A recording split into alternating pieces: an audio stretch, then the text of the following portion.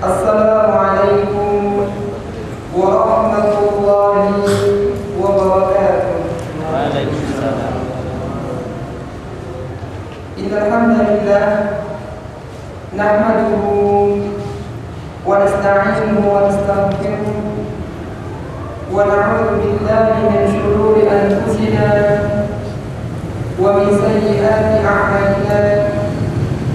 Man yahdihillahu fala mudilla lahu wa man yudlil fala hadiya lahu.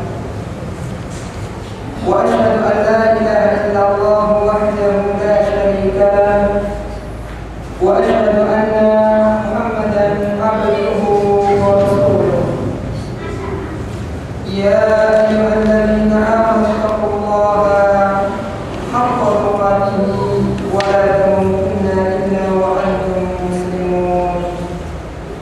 Ya ayyuhan nasu taqu rabbakum alladzi khalaqakum min nafsin wahidah wa khalaqa minha zawjaha wa batha minhuma rijalan katsiran wa nisaa'a wattaqullaha alladzi tasaaluna bihi wal arham innallaha kana 'alaykum raqiban. Ya ayyuhalladzina amanu taqullaha wa qulu qawlan sadida yuslih lakum a'malakum wa yaghfir lakum dhunubakum wa man yuti'illaha wa rasulahu faqad faza fawzan 'azima. Allahumma shalli 'ala Muhammadin wa 'ala alihi wa ashabihi wa man tabi'ahum bi ihsanin ila yaumiddin wa ba'd. Ikhwati fillah rahimani wa rahimakumullah, di antara uslub di dalam Al-Qur'an Al-Karim yaitu Allah Subhanahu wa taala mengangkat sebuah permisalan. Allah Subhanahu wa taala memberikan contoh di dalam Al-Qur'an Al-Karim. Uslub atau gaya bahasa semacam ini digunakan oleh Al-Qur'an Al-Karim terutama di dalam perkara-perkara yang abstrak, perkara-perkara yang tidak tampak di dalam kasat mata. Uslub mengangkat sebuah permisalan di dalam Al-Qur'an Al-Karim digunakan agar perkara yang abstrak menjadi mudah dipahami oleh seorang muslim. Sesuatu yang tidak kasat mata dia bisa dicerna oleh akal manusia. Dan di antara permisalan yang ditunjukkan oleh Allah Subhanahu wa taala di dalam Al-Qur'an Al-Karim adalah tentang masalah keimanan. Yang mana keimanan ini tidak tampak secara kasat mata, tidak terlihat bagaimana wujudnya, maka Allah Subhanahu wa taala membuat sebuah permisalan. Sehingga dari sini diharapkan isi dari Al-Qur'an Al-Karim bisa dipahami oleh kaum muslimin dan diambil makna dan faedah yang ada di dalamnya. Allah Subhanahu wa taala membuat permisalan tentang kalimat tauhid seperti sebuah pohon yang baik, pohon yang kokoh, yang akarnya menghunjam di dalam bumi dan cabang-cabangnya ada. Ketika disebutkan tentang tauhid, maka kita tidak bisa membayangkan seperti apa tauhid, wujudnya seperti apa warnanya. Maka Allah Subhanahu wa taala membuat sebuah permisalan sehingga tauhid bisa dipahami oleh kaum muslimin.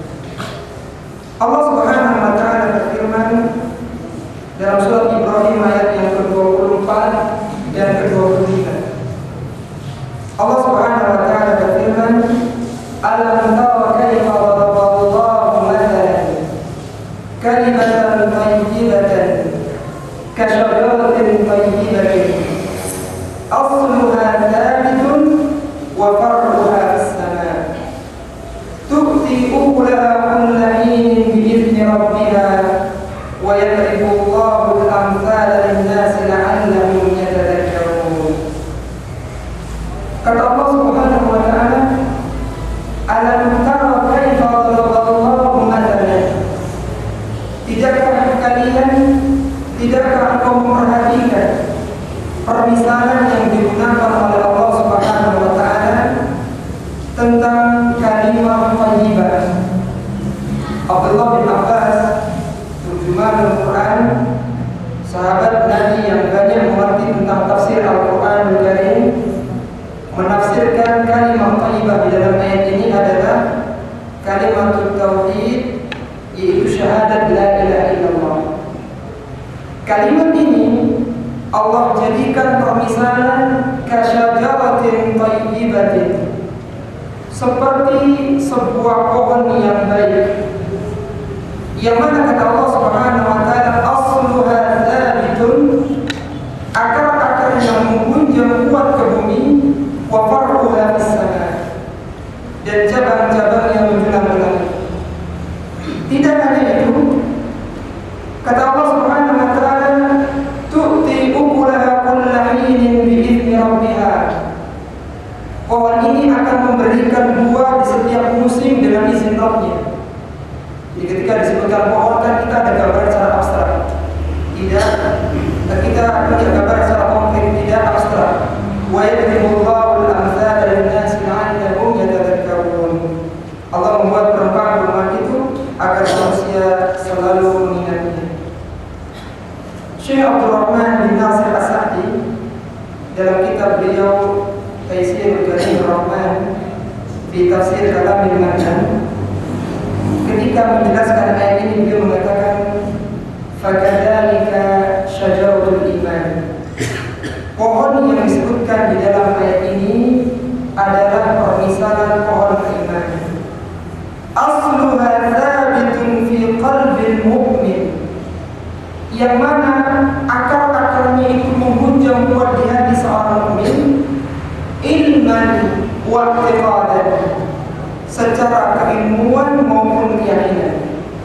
Jadi seorang muslim yang digambarkan di dalam ayat ini adalah dia memiliki keimanan, dia paham tentang apa itu iman, dan dia meyakini dengan seyakin-yakinnya. Ketika Allah Subhanahu wa taala menyebutkan tentang adanya azab kubur, maka dia paham tentang masalah itu. Bagaimana himpitan kubur, fitnatul qabri, dia yakini dan dia mengimani kebenarannya. Ketika Allah Subhanahu wa taala menyebutkan tentang datangnya hari kiamat yang akan menghancurkan seluruh alam semesta, maka dia meyakini perkara itu, dia ilmui perkara itu, dan dia meyakini bahwa itu pasti akan terjadi. Keyakinan yang semacam ini, meskipun tidak tampak secara kasat mata, akan melahirkan hal-hal yang positif. Di antaranya kata beliau, wa far'uha, dan akan muncul cabang-cabangnya min kalamil thayyibi wal amal salih wal akhlaqil mardiyah. Akan muncul ucapan-ucapan yang baik, amal-amal yang saleh, dan akhlak yang diridhai oleh Allah Subhanahu wa taala. Sehingga kalau kita ingin mengukur kadar keimanan kita yang tidak tampak itu, kita tinggal melihat dalam 3 sisi yang disebutkan oleh Syekh As-Sa'di rahimahullah ta'ala. Seandainya orang itu adalah orang yang baik keimanannya, maka akan keluar dari lisannya perkataan-perkataan yang baik pula. Karena apa yang keluar dari lisannya menggambarkan apa yang ada dalam hatinya.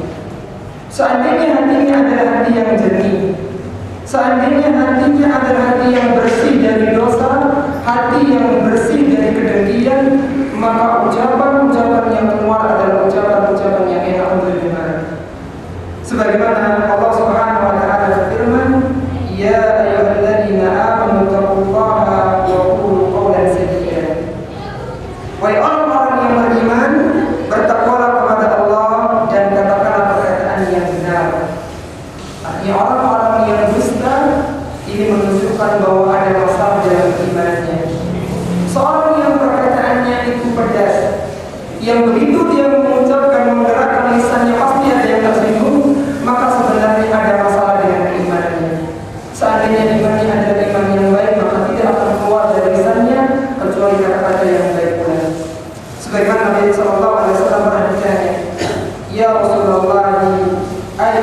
Islam afdal. Wahai Rasulullah, siapakah orang yang Islamnya itu utama? Siapakah orang yang setelah menyatakan diri sebagai seorang muslim, dia menjadi seorang muslim yang utama? Apakah muslim yang banyak adanya? Ataukah muslim yang banyak sedekahnya? Atau apa?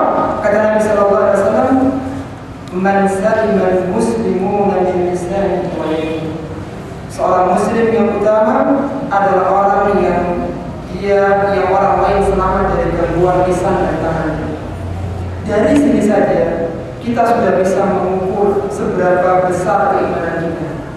Kalau yang keluar dari lisan kita adalah celaan, adalah ucapan-ucapan yang merendahkan, yang mencaci, maka ada masalah dengan iman kita. Iman yang baik tidak akan lahir dari lisan yang kecuali ucapan-ucapan yang baik. Karena iman yang baik akan membersihkan hati dari berbagai kotoran, sehingga dia akan menjadi insan yang baik pula dalam ucapannya. Kemudian kata beliau, kata Syekh Rahimahullah Ta'ala, yang bisa kita ukur dari keimanan kita, apabila iman kita adalah iman yang baik, iman yang kokoh, akan lahir amalan-amalan yang saleh. Yang kita maksudkan dengan amalan yang saleh adalah amalan yang terpenuhi dua syarat, yaitu dia harus ikhlas dan mutaba'ah. Sebagaimana Fudail bin Iyad rahimahullah ta'ala mengatakan, "Innal amala idza kana khalisan lam yakun shawaban lam yuqbal." Suatu amalan apabila dia dilakukan dengan ikhlas tetapi tidak benar, tidak akan diterima oleh Allah Subhanahu wa taala. Wa idza kana shawaban lam yakun khalisan lam yuqbal. Dan apabila seorang beramal itu benar tetapi tidak ikhlas dalam beramalnya, maka amalan ini tidak akan diterima oleh Allah Subhanahu wa taala. Hatta yakuna khalisan waswaban. Amalan itu akan diterima oleh Allah Azza wa Jalla sampai dia ikhlas dan benar. Apa itu tolak ukur ikhlas dan benar? Kata Fudail bin Iyad, al-ikhlasu an yakuna lillahi was-shawabu an yakuna ala sunnah. Yang kita maksudkan dengan ikhlas, kata beliau, adalah amal tersebut dilakukan semata-mata karena Allah. Ada orang atau tidak ada orang, tetap dia istiqamah dalam amalannya, karena yang dia cari dalam amalannya adalah keridhaan dari Allah Subhanahu wa taala. Dan yang dimaksudkan dengan benar bahwa amalan tersebut sesuai dengan sunnah Rasulullah sallallahu alaihi wasallam. Maka kalau ada orang yang mengaku imannya adalah iman yang baik, tetapi dia berat untuk melakukan amalan-amalan yang saleh, maka ada masalah dengan imannya. Pohon keimanan yang ada di hatinya belum sekokoh seperti yang diharapkan dalam Islam. Seandainya imannya adalah iman yang benar, maka dia akan ringan melaksanakan ibadah dan kebaikan. Dan Allah Subhanahu wa taala itu menilai amalan kita itu bukan hanya dari sisi kualitas, bukan hanya dari sisi kuantitas saja, tetapi yang Allah tekankan adalah bagaimana ibadah kita bermakna di hadapan Allah Azza wa Jalla. Apa kata Allah Subhanahu wa taala dalam surat An-Nur? Alladzi khalaqal mauta wal hayata liyabluwakum ayyukum ahsanu amalan atau ahsanu amalan. Ahsanu amalan. Kata Allah Subhanahu wa taala, alladzi khalaqal mauta wal hayata. Allah lah yang telah menciptakan kematian dan kehidupan. Liyabluwakum, untuk menguji kalian. Apa yang diuji? Ayyukum ahsanu amalan. Siapakah di antara kalian yang paling baik amalannya, bukan yang paling banyak amalannya. Maka Allah Subhanahu wa taala tidak menerima amalan orang-orang kafir karena amalan tersebut tidak terpenuhi salah satu di antara dua syarat. Dan orang-orang yang tidak ikhlas dalam beramal serta orang yang tidak mutaba'ah, maka amalannya tidak akan bernilai di hadapan Allah Subhanahu wa taala.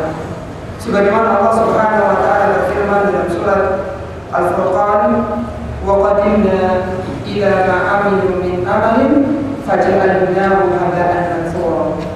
Kata Allah Subhanahu wa taala, kami akan datangkan amalan mereka nanti pada hari kiamat. Mereka akan datang dengan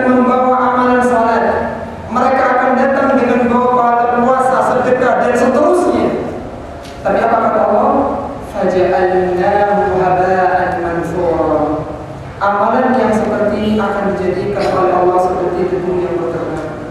Kata Syekh Abdul Rahman bin Nasir As-Sa'di rahimahullah taala, amalan itu tidak diterima oleh Allah karena dia kehilangan salah satu di antara dua syarat terimanya amal. Dia mungkin tidak ikhlas atau mungkin tidak sesuai dengan contoh Rasulullah sallallahu alaihi wasallam. Bahkan Allah Subhanahu wa taala menegaskan dalam surat Al-Ghasyiyah, "Amilatun nasibah" apa? "Tasla naran hamiyah." Amilatun nasibah. Mereka telah capek di dalam beramal. Mungkin orang yang disebutkan di dalam ayat ini adalah orang yang telah bengkak kakinya karena banyak salat. Mungkin orang yang disebutkan dalam ayat ini adalah orang yang sudah perih perutnya karena banyak berpuasa. Dan mungkin orang yang disebutkan dalam ayat ini adalah orang yang sudah habis hartanya karena sudah banyak sedekah. Tapi apa yang dapatkan nanti di akhirat? Tasla naran hamiyah. Dia akan dibakar dalam neraka. Kenapa? Karena amalnya tidak dibangun di atas keikhlasan dan mutaba'ah sesuai dengan contoh Rasulullah sallallahu alaihi wasallam. Orang-orang yang benar iman itu, keyakinan yang dibangun di atas ilmu sunnah yang benar akan melahirkan amalan-amalan saleh. Sederhana saja, ketika seorang sudah yakin bahwasanya di alam kubur ada fitnah kubur, ada siksa kubur, maka akankah orang yang semacam ini dia tenang-tenang dalam ibadahnya? Dia sudah tahu bahwasanya nanti manusia pasti akan melewati sirat, sebuah jembatan kecil yang dibentangkan di atas jahanam. Yang jangankan kita, para nabi yang mendoakan Allahumma sallim sallim, saking takutnya mereka. Maka apakah orang-orang yang beriman dia tenang-tenang dalam hidupnya dan tidak sibuk dengan amalannya? Keyakinan yang semacam ini akan mendorong dirinya untuk melakukan amalan-amalan saleh. Maka iman yang benar akan melahirkan amalan-amalan yang saleh. Kemudian yang terakhir, seorang yang keimanannya benar, keimanan yang dibangun di atas Al-Quran dan As-Sunnah, maka akan melahirkan akhlak-akhlak yang diridhoi oleh Allah Subhanahu wa taala. Orang yang imannya benar, dia tidak hanya pandai dalam muamalah kepada Allah Subhanahu wa taala saja, akan tetapi dia juga pandai berinteraksi dengan manusia. Dan dia bisa memberikan akhlak kepada manusia dengan akhlak yang mulia. Sebagaimana kata Nabi sallallahu alaihi wasallam, "Akmalul mu'minina imanan ahsanuhum khuluqan." Seorang mukmin yang paling sempurna imannya adalah mukmin yang paling baik akhlaknya. Artinya ketika ada seorang mukmin yang buruk di dalam interaksi sama manusia, seorang mukmin yang buruk di dalam kata-katanya, maka sekali lagi ini menunjukkan masalah di dalam imannya. Ketika imannya benar, akan muncul interaksi yang mulia kepada sama manusia.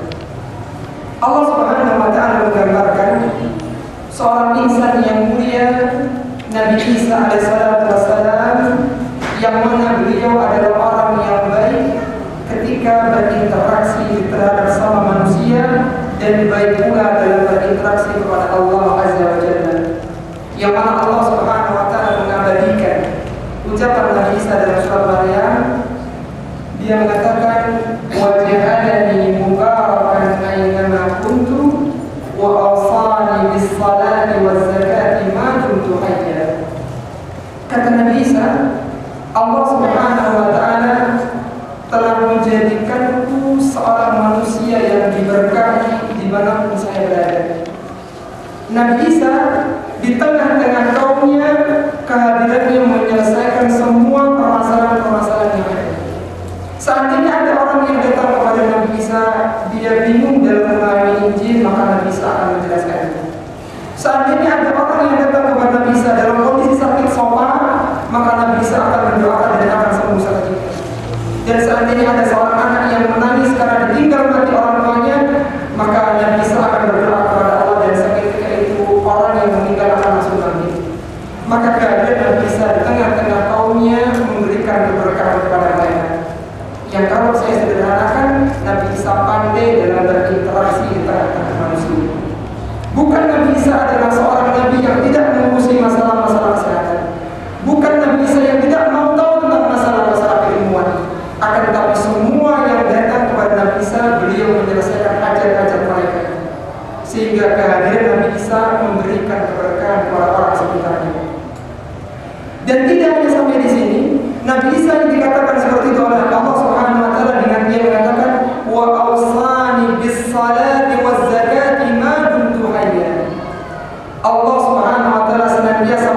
kuatkanku agar aku menjaga salat dan melaksanakan zakat.